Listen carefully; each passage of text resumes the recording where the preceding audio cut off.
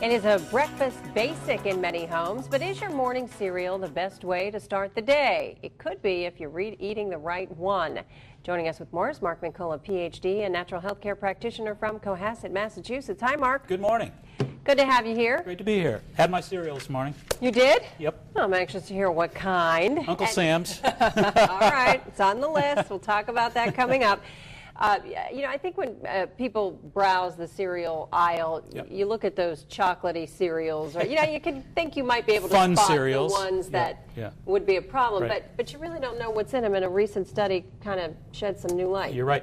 Well, the Consumer Reports study says that 11 of the top 20 sellers, 40% plus sugar, that's equal to a glazed donut. So the idea is to try to get a low sugar cereal with high fiber. Pretty simple. Goodness gracious. All righty. And what are your feelings about the recent Cheerios controversy? There was a wording issue in the news. Well, here's the deal. The law basically states that it only recognizes licensed drugs as being capable of lowering cholesterol. Therefore, for Cheerios to make the cholesterol claim makes them an unlicensed drug. So it's all a matter of wording, and it's a matter of having to pull those claims out of there. You know, even though they have a viable study that says that you can lower your cholesterol 4% in 6 weeks with 1 to 2 servings a day, it doesn't matter if that's a viable study or not. The law says we only recognize drugs as being capable of lowering the cholesterol level, so they have to pull those claims. All righty. Let's get to your list, and you start with this Uncle Sam's, which I've never eaten. Uncle Sam's, that was my breakfast cereal this morning. But Uncle Sam's cereal is very high in fiber, as you can see, 10 grams and only 1 gram of sugar.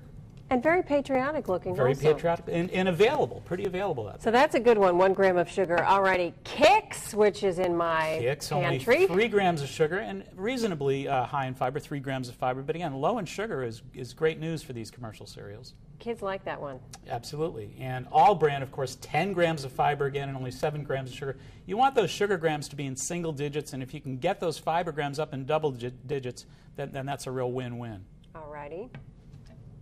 Okay, we've got the Mighty Bites from Kashi. You find those in a lot of the commercial stores right now. 5 grams of sugar, 3 grams of fiber. I'll have to try that one. Alrighty, and Cheerios makes the list. Only 1 gram of sugar, 3 grams of fiber. Again, you know, a lot of these cereals do have some sodium in there, and for folks who are trying to be sodium sensitive, you really got to keep your eyes on those labels.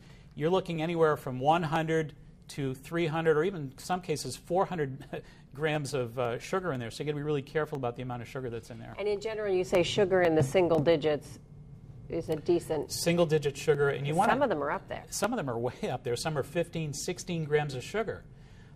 So you want to be careful of that. You also want to see if you can take a peek at that sodium. Keep it down around the 130, 150, under the 200 range if you possibly can. You have to read the label. What about cooked cereals like your cooked oatmeal? Great question. Those cooked cereals are theoretically the healthiest of all because there's nothing added. They're just plain fibrous whole grains. There's no added corn sweeteners. There's no added sugar or salt.